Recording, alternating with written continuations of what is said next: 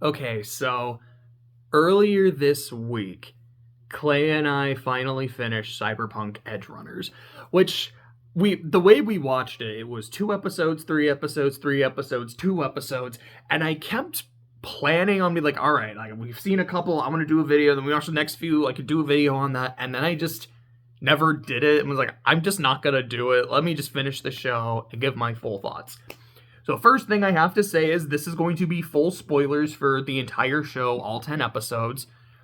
I guess that's housekeeping thing number one. Housekeeping things number two, et cetera, et cetera. I have like no familiarity with the world of Cyberpunk. I haven't played the tabletop, and I haven't played 2077. I know a little bit, like the fact that it's a cyberpunk style story, that a lot of it is about, like, it's very very heavy into character customization and like modifying your body and the cool shit you can do with that. I know there's a dude named Adam Smasher who is a problem. I think one of his lines from the game, I think it's his first line, like, "You look like a fuckable cut of meat." Like, that's what the fuck. I know Keanu Reeves is in the game and that he's amazing. Was it amazing? He was like, "You're amazing. No, you're amazing." I don't think amazing was the word. I think it was something else. This is now bothering me. This is bothering me immensely because I'm either saying it right or it's like it's on the tip of my tongue. Anyways, regardless, I don't have a lot of familiarity with Cyberpunk, so this is more or less my first foray into that world, or the world of Night City. The same cannot be said on the production side, because I'm very familiar with the work of, I believe the name is Hiroyuki, but with Imaishi, the director. Gurren Lagann is an all-time favorite of mine. I also have a lot of love for some of his other works, notably Panty and Stalking with Garter Belt and Kill la Kill. And when it comes to Studio Trigger, have a lot of love for Kill la Kill. I enjoyed Inferno Cop. It's very entertaining. I think Space Patrol Luluco is really fun. SSS Gridman is an anime I really, really love. And I don't think that was all Trigger. Who did they collaborate on that with that one? I don't remember. Because I know that year they had two collaboration animes. One of them was with A1 Pictures, and that was Darling in the Franxx. I don't remember if both of these were collaborations with A1 Pictures, but it was Trigger had two big anime that year. And yeah, when I talk about some of my favorite Trigger anime, I'm notably excluding Darling in the Franxx. But my favorite Trigger anime is none of those. It's Little Witch Academia, which, if you've never heard me talk about it, short version, it is one of my favorite anime of all time. I personally have it actually higher than Gurren Lagann. It is the kind of show where, like, every week that I watched it, I just felt so much joy. I was just like, there's so much passion in like every fucking frame of this show. It's beautiful, it's energetic, it's funny, it's creative. The way I always describe my experience with it is me, like, I am Akko in episode 1 watching Shiny Chariot's magic show every fucking time I am watching an episode of this show. Which, if you've seen Little Witch Academia, you know how that particular scene gets really fucking twisted near the end?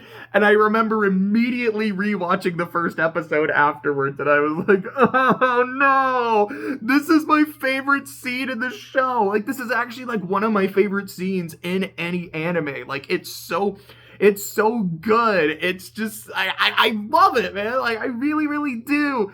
And then now it's not the same anymore. But anyways, I have a lot of love for Imaishi and Studio Trigger. The composer, Akira Yamaoka, I'm not as familiar with. I know him primarily as the composer of Silent Hill, which I'm not huge into Silent Hill. That's not like I've played them and I hate them. It's just I've only played 2 and I couldn't get into the gameplay, so I just watched a silent playthrough. No pun intended. But like, I watched a playthrough with no commentary, and I was like, this, I don't know about a game because I hated playing it, but as like a 5-hour movie, I was so fucking invested. I think Silent Hill 2 was amazing.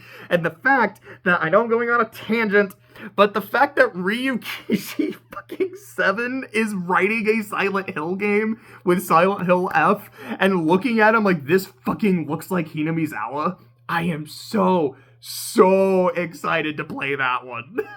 Anyways, my point though is his score is fucking great.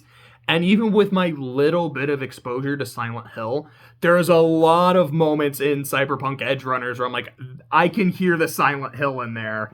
That's a good track. And even the ones where I'm like, I don't hear any Silent Hill in there, I'm like, that's still a really good track. And I do know that some of the music also is not, I don't believe he composed like the ones from the original game, unless he was also the composer for 2077, which I don't know.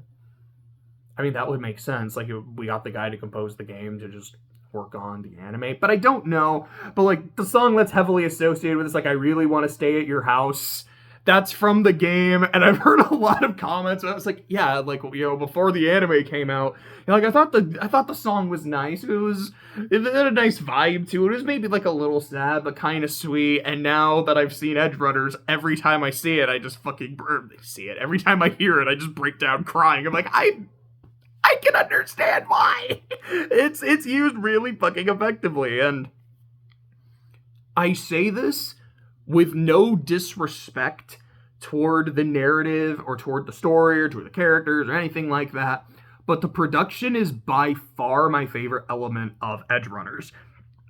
Like, I think Yoshinari's designs, the colors, the movement, the score, they're all just so good and so fun. It's like, like I said, I don't know a lot about Cyberpunk, but I know a lot about Imaishi and Studio Trigger. And if you told me they are working on an anime that's about Cyberpunk, and like it takes place in this universe where people have like all kinds of cool tech on their bodies and shit, this is more or less exactly what I would expect the show to look like, sound like, and feel like. Again, not knowing as much about the narrative, I can't say as much from that element. But it's like, this is what I was expecting in terms of the production, and I was not let down at all. There were several times, especially during the car chase, which I think is episode 3, which for me is my favorite scene in the show, because I'm like, this is just peak Studio Trigger insanity, and it's great. But, like, there were several points in the show, that scene in particular, where I just thought to myself, I feel like I'm watching a really high-budget, full-series version of Sex and Violence at Mach Speed.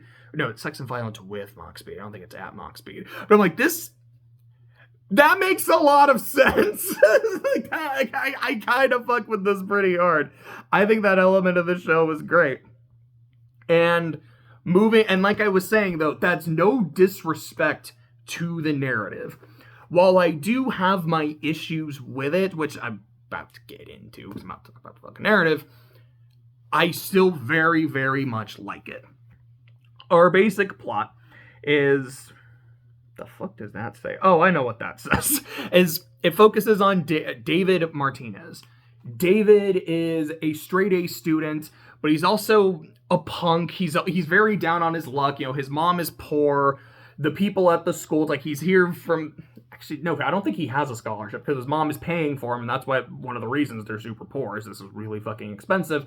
But because he's this dude off the streets, he doesn't get a lot of respect. His classmates treat him like shit, which makes him kind of feel and act more like a punk, which just kind of makes everything worse, and the cycle continues.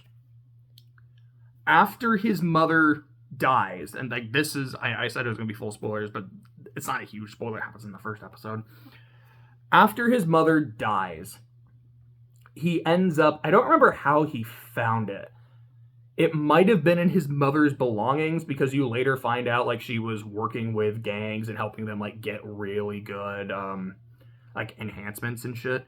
Is that the right word? Enhancements? Like, that sounds right. I think there's something else that they called it. Upgrades. I think upgrades is probably the better word. Helping them like get upgrades of like different body parts and shit you can use. There was this one they found, which was the Sand Devistan, and I have seen people say the ending of the show left them sand devastated. I'm like, yeah, Me too, buddy.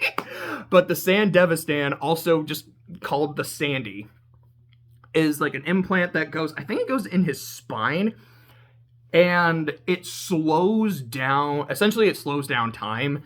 The way I like to say it is, it essentially gives him the power of the world from JoJo. He can activate it, move in like this state of, but it's not quite frozen time, but it is slowed down time. But it allows him to do like cool, crazy shit. He uses it to beat the ever-loving man shit out of a bully, which, given how much of a piece of shit that guy was, is really fucking satisfying. But David ends up meeting this girl named Lucy.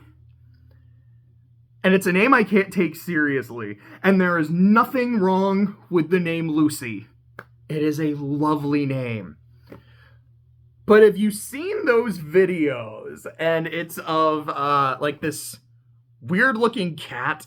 And the dude is filming it and he's like, what is that? Is that a fucking cat? Oh my god, what is this fucking thing?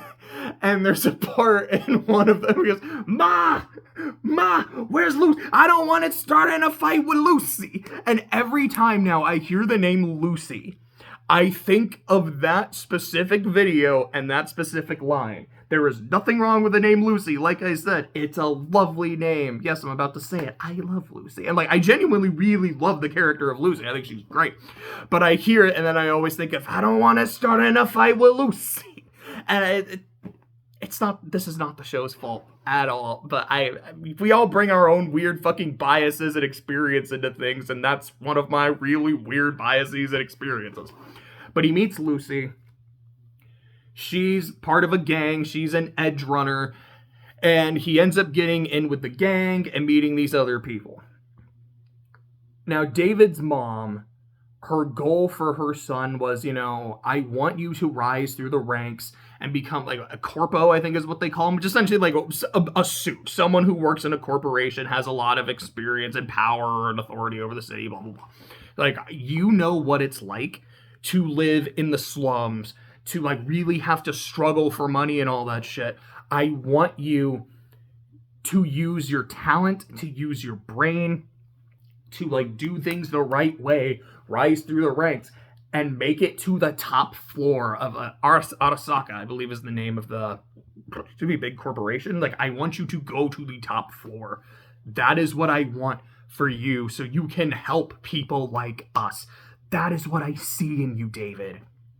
And through David's relationship with Lucy, her goal is, I want to leave Night City. And I want to go to the moon.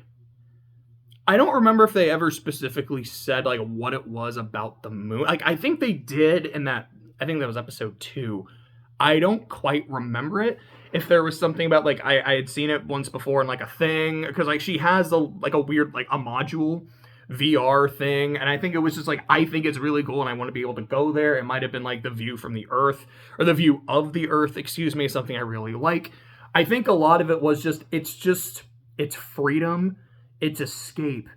I want to get out of this shithole and be free. And that's just what freedom is to her. It's represented by the moon. And David's like, cool, I want to help you do that because I really like you. And as the show goes on and their relationship develops, I do really like their relationship. I love their interactions with each other. And just how much they love each other. And how there's so many points in the series and story at the same time. It came out weird. In the series where Lucy makes it clear, it's like, yes, like, the moon has always been the goal, but it's not really the goal anymore. The goal is you, David. I don't want you throwing your life away. Like, the Sandevistan, you're not that compatible with it. It's dangerous. If you use it too much, you can lose yourself. I can't say lose yourself without thinking of Eminem, but like, you can lose yourself. Like, it's not safe. It does bring me to one of the major fucking elements of the show, cyberpsychosis. And again, I am not at all familiar with Cyberpunk, so this is something like the show had to explain to me. And for the most part, I think it does it pretty well. Essentially, the more chromed out you get, like the more implants you get in your body, the less human you are. you're going to start losing your way. You're going to start losing your grip on your humanity, and they refer to that as cyberpsychosis or going cyberpsycho. And when someone goes cyberpsycho, they essentially just start killing everybody in sight. I guess the idea is that they see themselves as no longer human, so humans are beneath them, so they can just kill them without caring, or it's like you just lose your empathy and you just like, don't give a shit anymore. I feel like they explain how you can lose yourself pretty well, but I'm not exactly sure it's like what actually, like, why are you just killing people though? Maybe it's something that makes more sense in the games. I don't know, but it is one of the major themes is David keeping his humanity despite the more he uses the Sandevistan and the more upgrades he does get in the second half of the show, and how when his life is stable, like when his relationship with Lucy is stable, when she is able to ground him, he can fight off his cyberpsychosis with no problems. When that relationship starts getting shaky, then it's a lot more noticeable that he's losing himself. And I do think that's something that's really interesting. And again, one of the things about David that I think is really interesting is he's not to the same degree, but I see some Shiro Emiya in him. Shiro is someone who is entirely selfless and has no real goals for himself, except for, I want to help people. I want to become a superhero. Why? It's what my dad wanted me to do. And then, well, what do you want to do as a hero? Basically what other people want me to do for them, so I can help them as much as possible, because, well, it's for a few reasons. Like, one, it's like it's the right thing to do. Two, it's my father's legacy. And three, like, it's my survivor's guilt. And I do kind of feel like, depending on which route of Fate Stay Night you're playing, all three of those motivations are there, but some of them are emphasized a bit more than others. David is not nearly to that degree, but he doesn't seem to really have his own goal. He has the thing that his mother gave him, which is, I want you to get to the top floor and really rise through the ranks. There's what Lucy gives him, which is, to go to the moon and leave Night City. His own real goal, though, is just kind of to survive, I suppose. Like, what one scene I actually really do like is when he starts, like, running with the Edgerunners. Is like he starts calling Maine, who was like the boss, the leader of the crew, and at one point he's like, dude, like, have you already blown through all of your money? Like, come on, like, stop being pushy. It's a bad look, Rook. And then David's like, no, you don't understand. I'm not trying to pressure you to give me work because I need more money. I want the experience. You're right. I am the rookie. I don't really know what I'm doing, but I'm desperate to learn. I believe that's episode 4, and that's the episode where he's just kind of hanging out with everybody and doing like kind of a lot of errand boy shit, but it's like a training montage. I really enjoyed episode 4 a lot. But that's the closest thing to David's goal is he wants somewhere to belong, because he didn't feel like he belonged in school because no one let him feel like he belonged. He doesn't belong in his home anymore because he doesn't have a father and his mom is dead. He needs a support system, and he finds it with the Edgerunners, and he finds it with Lucy. So the closest thing he really has to a goal is to kind of just hold on to his makeshift family, which is still something, but it's not like what I want to do with my life is I want to get to here. I guess in a way he does, but again, it's his mom's goal and Lucy's goal. And when his mom is dead and his relationship with Lucy is on the fritz, he doesn't really have anything for himself. I look back at my notes. A lot of that would just be kind of going off on tangents. The rest of the crew, like Maine, Rebecca, and all of them, I like them. I think they're fine. I don't think they're as interesting. I don't think they have as much depth to them, but I still think they're cool. Like, we did watch it dubbed, I have to say, and the reason I bring that up is because Falco is voiced by Matt Mercer, and it's like, yeah, Matt Mercer just has a great fucking voice. It's like that, this dude's just like really cool, this cowboy dude. You've got Kiwi and her story, which I think in the first few episodes she's like kind of whatever. Her aggressively blue nipples are very distracting whenever they're on screen, and not just because hey look boobs. Like wait, why the fuck are they blue? Is that an upgrade?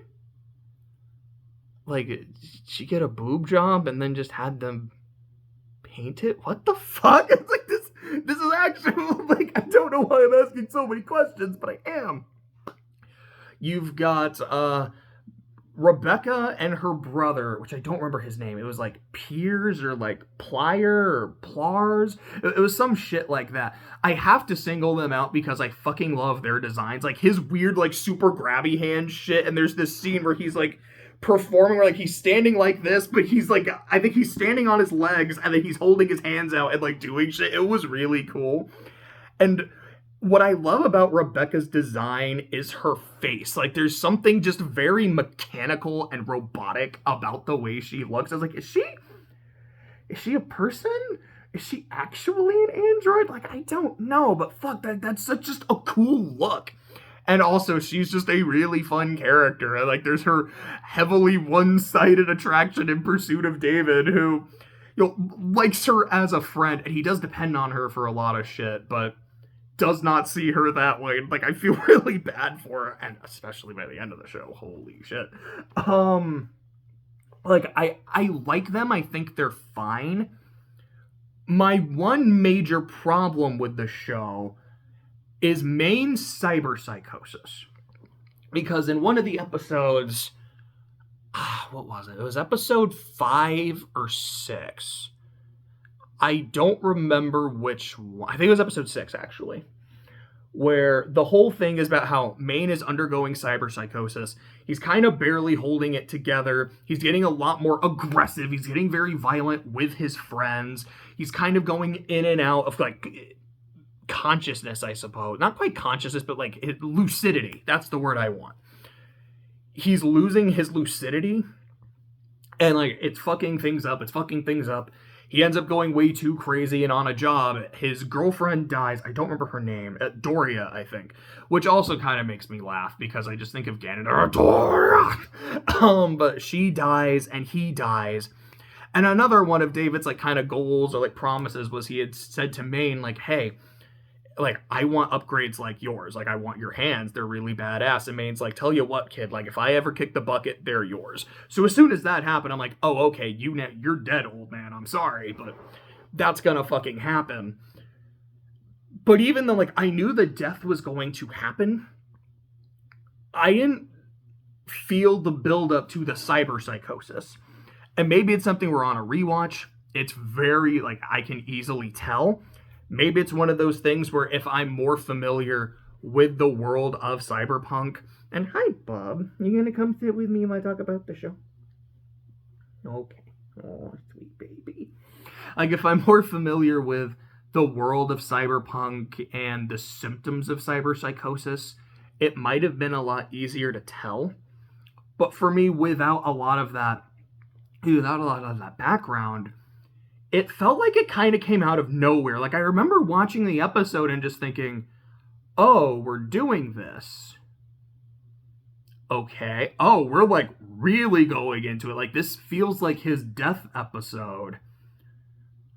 Every previous episode, he seemed fine. Like, he seemed perfectly there, perfectly stable, perfectly in control.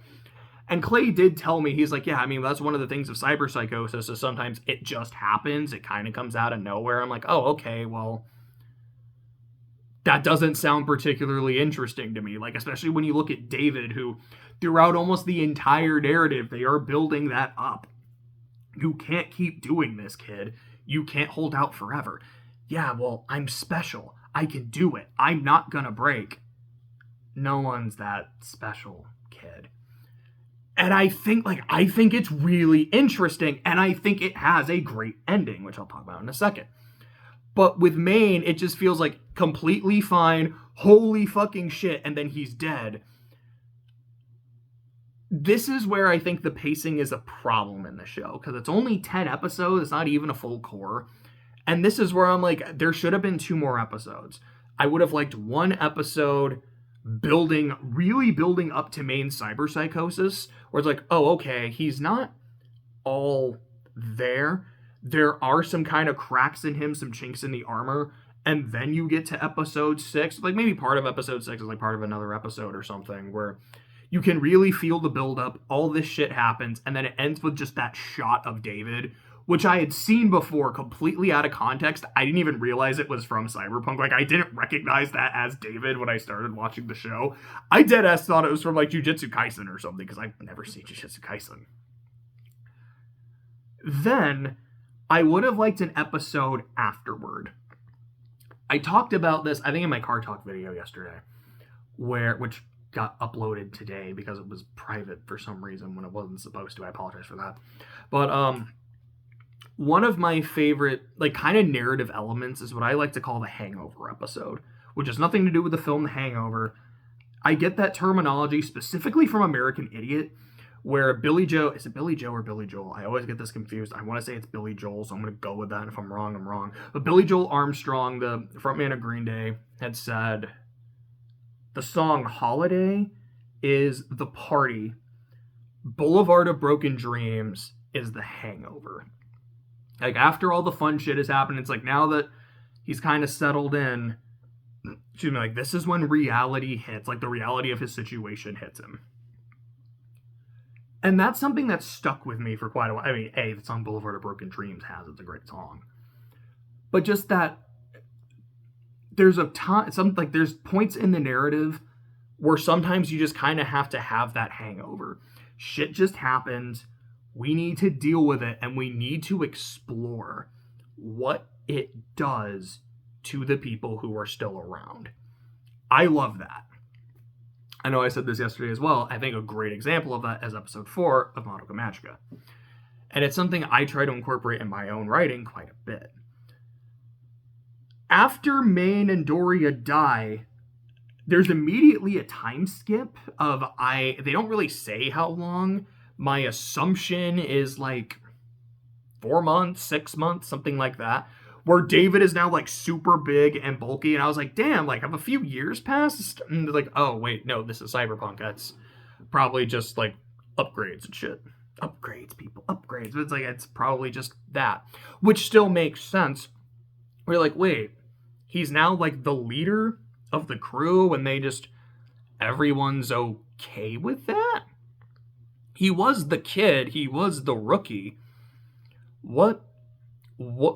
I mean, this was like, who died and made him leader? Well, I guess Main and Doria. But it's like, but what made them decide we're going to follow you?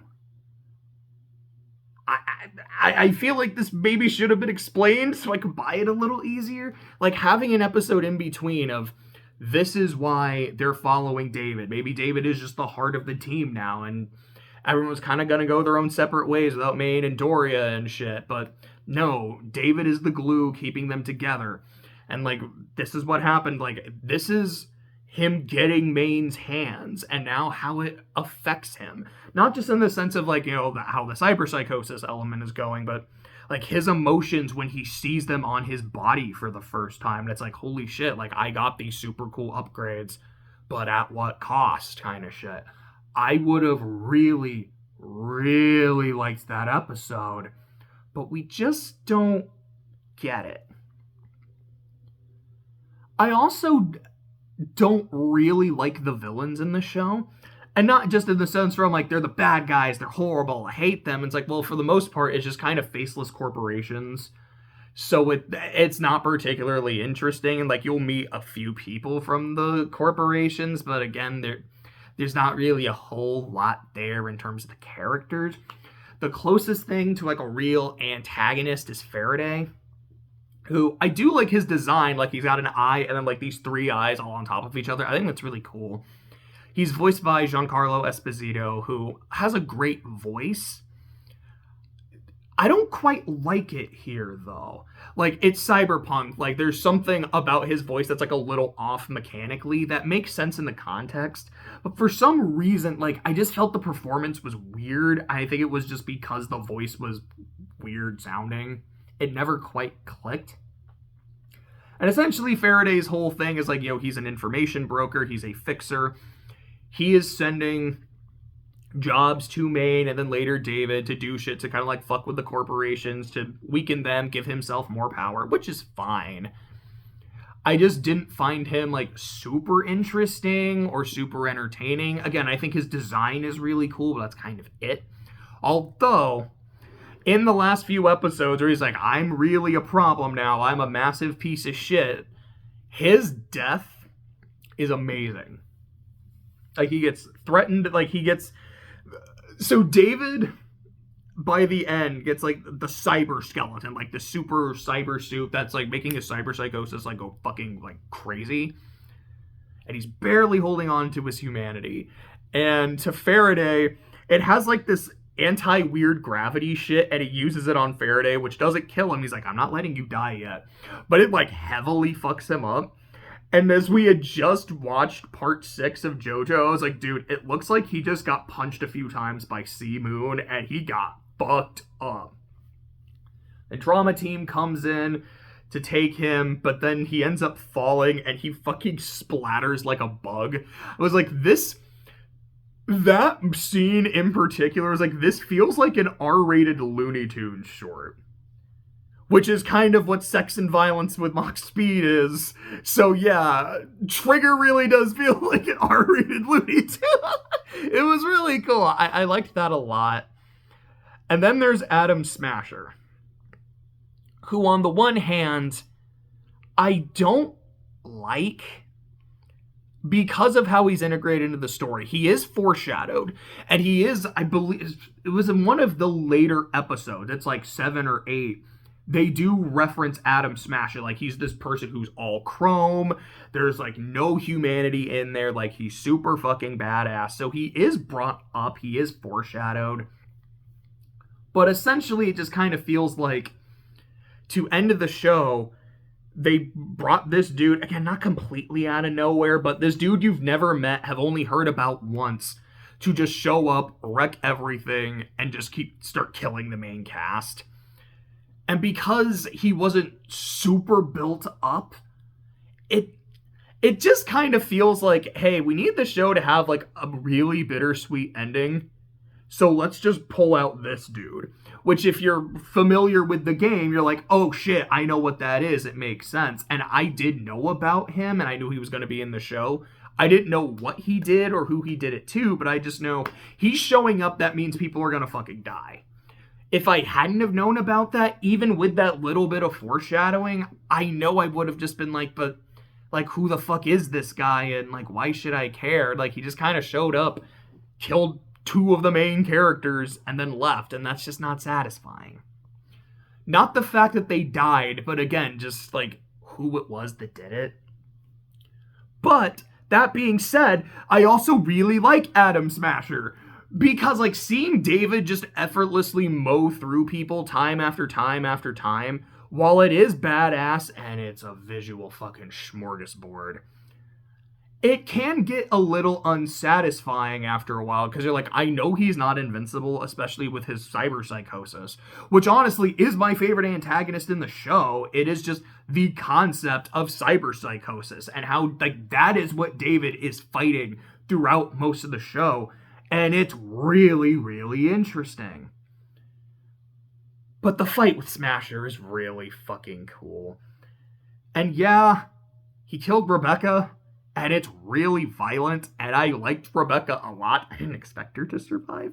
But it's like, on the one hand, there's this part of me that's like, you killed off, like, one of my favorite characters horrifically. I should be pissed. I should be devastated. But I'd be lying if I said it wasn't pretty funny that one of our main characters essentially suffered the same death as a fucking Goomba. because she just gets stepped on. Like, Smasher is falling, and then she's like, hey, we're having a fucking moment here, and starts shooting, and then he just lands on her, and the next thing you know, like, she's dead, and I'm like, that's horrible, what the fuck? Also, like, she died like a fucking Goomba. Like, I can't help it, that's pretty funny. And Clay, he's like, okay, I knew about that, and so this is something I've been waiting to show you the entire time. Here's an Atom Smasher mug and a Rebecca coaster that I found on Etsy. And I'm like, oh, that's so bad. That's so funny. Oh, that's great. But like David going to save Lucy, and it's like their song is playing while he's also trying to fight Atom Smasher. It's great. Like I said, the car chase in episode 3, that's my favorite scene in the show. This is a very, very close second. I think it's super well done. Like, the song is beautiful. The visuals are beautiful. Seeing, again, Faraday fucking get splattered like a bug is really satisfying. Let's see. I talked about that. I guess the only other thing I want to say about David's cyberpsychosis, like I said, it's one of my favorite elements of the show. I think it's probably the best real villain in the show. I said it has a satisfying ending. Because despite how prevalent it is, despite like how hard David has had to fight it, and so many people saying, you won't survive it, you're going to lose yourself, he doesn't. Because David does die as himself without going full cyber psycho. And after the fight with Smasher, even Smasher's kind of like, I'm gonna be honest, kid. That was kind of fun. If you want, I could help you out. I could like put in a good word with Arasaka and they might like welcome you in. We could be like partners or something. Maybe not necessarily partners, but like, do you want this out? I can give it to you. And I don't remember exactly what David said. I think it was something like, whatever. And he's like, and then, finishes them off. But I do like that. It's like David died as himself. And I can believe that. Because he had his anchor, which was Lucy. He's like, I need to make sure that Lucy gets out of here. And I can stay sane. I can stay David Martinez for Lucy. And while I was watching the show, I wasn't sure how much I liked David. I don't think he's like super unlikable or anything, but it was just, kid, I can see what's happening, and you don't have a clue. You're dead as fuck, kid. Like, you're not surviving your own show. I didn't have spoilers, but I was like, you're not surviving your own show. And your mom wanted you to just go to school and not get involved with this life. Your girlfriend doesn't want you involved in this life. The school literally just called her like, I mean, you need to apologize to the kid you beat the shit out of, but we'll get you back in school. We'll get you a scholarship. He has so many outs. And I just kept thinking, the tragedy of David Martinez is he was living a life he didn't have to live. But he was too proud and he was too stubborn to accept his way out. And while I still like the kid, I just keep thinking, it's like, you fucking idiot. Why aren't you taking the out? But by the time you get to the end of the series, and you do realize that the reason Arasaka was letting him come back to the school was because they realized, like, wait, he's really compatible with the Sandevistan. Maybe he'll be compatible with the Cyber Skeleton. Essentially, they wanted to welcome him back so they could use him as a lap rat. And when Lucy found out about that, she's like, cool, I got to do everything to make sure that doesn't happen because I love my David. It's what made me realize, no. The tragedy of David Martinez isn't that he had his outs and didn't take them. The tragedy is he never had one to begin with. Because even when he was at school, he wasn't treated the same. He was, persecuted, exiled from shit by his by his schoolmates. They would have never accepted him. Lucy wanted to wanted him to take an out, but she didn't really have an out she could provide. And the out that he was given by Arasaka was just a feint to lure him in and use him as a lab rat. There wasn't any real out for him. The other part of his tragedy is that David achieved all of his goals in a weird, fucked up monkey's paw kind of way. His mom wanted him to make it to the top of the tower, and he did. That's where he rescued Lucy and where he met Adam Smasher. He got Lucy to the moon. He wasn't there with her. And he did get Maine's hands like he promised, but it was because his friend died and he wasn't able to do anything to save him. It is like, as I was watching the show, like I said, I was like, I like him, I like this, but this element of the show, I feel like I can't fully enjoy it because I just keep thinking the main character's a fucking moron. And by the end, I was like, no. There really wasn't ever an option or an alternative. Which helped me like it more in hindsight. Like, as I thought about it, like, literally as I was, like, kind of writing my thoughts and my notes down, I was like, yeah, I like the show a lot more in hindsight than I did watching it, but I still liked it quite a bit while watching it. Is there anything else I really have to say? I think that's kind of about it. I think the production is still my favorite aspect of the show, but I do think our two main characters of David and Lucy are... Also, I love Lucy's design. She looks a lot like, especially just like her body type specifically, I'm like, this is very similar to a character I have been writing for quite a while. So I feel like I'm just watching like my own character on screen. Very different personalities, but just like the design, I'm like, that's cool. That's really fucking cool. It's like, I like the two leads a lot. I think the tragedy of our main character is very well done. I love his struggle with cyberpsychosis. I do think there are some pacing issues. I think our main antagonists don't super do it for me. But overall, I enjoyed the show a lot. I'm very glad that I saw it. For me, it's like an easy A. I just think it's really good shit.